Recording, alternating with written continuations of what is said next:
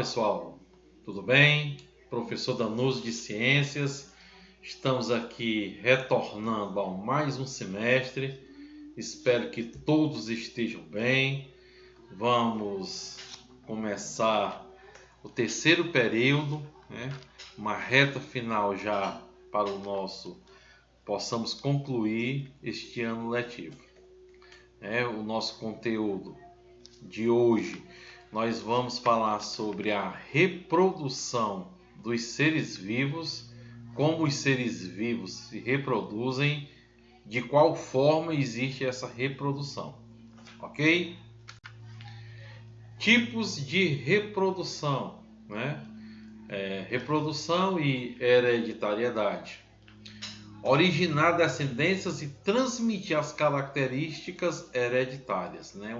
É um tipo de reprodução em que transmite características hereditárias.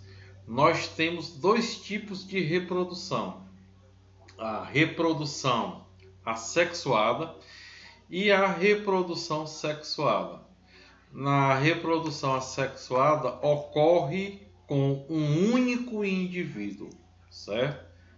Uma das diferenças entre a assexuada e a sexuada, né, nós temos aqui o ar, que é negando o sexo, certo? Entre dois indivíduos, né, dois seres vivos, para que isso ocorra. E na reprodução sexuada, onde ocorre entre dois indivíduos, certo? Só é possível se existir dois indivíduos, né, de espécies diferentes, certo? Isso até hoje nós temos isso daí. Então é impossível um ser do mesmo gênero reproduzir. Não, tem que ser com gêneros diferentes, certo? Vamos passar aqui adiante. Na reprodução assexuada, ela ocorre a partir de apenas um ser vivo e forma descendentes geneticamente idênticos, ou seja, clones, né? Na reprodução assexuada vai ser gerado um clone, né? Podemos dizer um clone. Esse único ser parental pode se reproduzir por... Aí nós temos as maneiras de uma reprodução assexuada, que é a divisão binária, a fragmentação, a esporulação e o brotamento. Vamos conhecer a etapa desse tipo de reprodução. Na divisão binária, que talvez seja uma das mais conhecidas, a reprodução por separação em duas partes iguais da célula-mãe. A divisão binária ocorre em muitos organismos unicelulares e em alguns pluricelulares, como, por exemplo, os corais, que são pluricelulares. Nós temos aqui uma imagem de uma célula-mãe, né? Uma célula que tem a bipartição, onde ela vai se dividir em duas. Isso ocorre muito nas bactérias, certo? As bactérias é um tipo de divisão binária. A bactéria, ela vai se dividir em duas.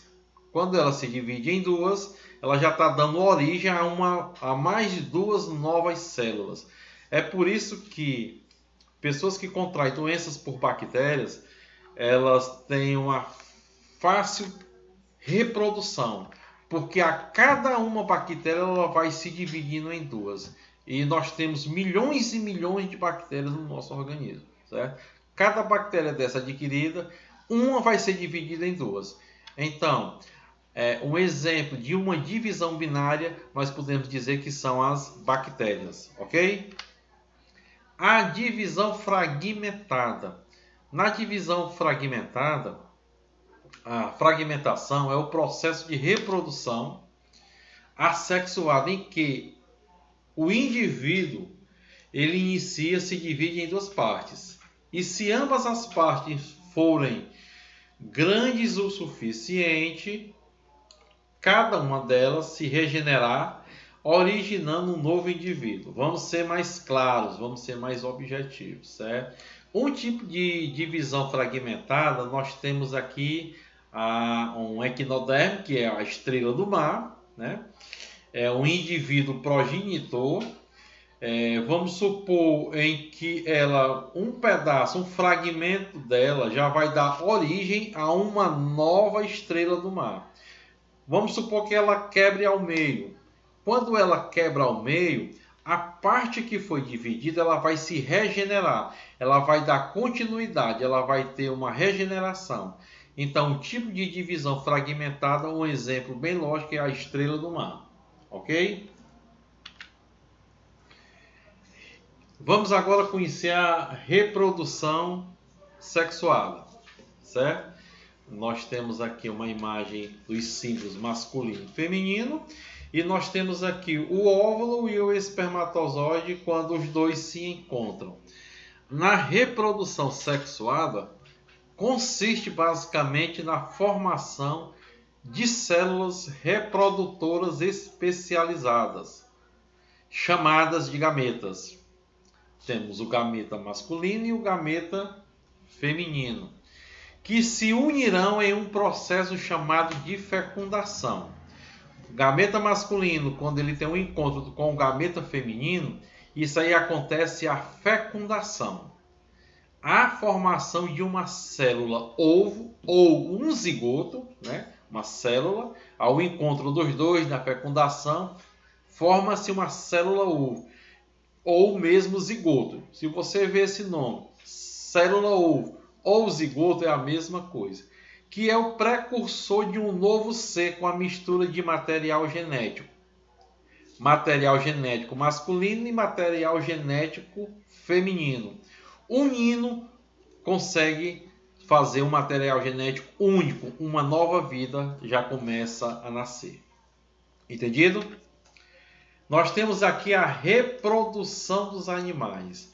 Na reprodução dos animais, tanto nós temos uma reprodução de uma maneira assexuada, como foi dito agora, e nós temos o assexuado.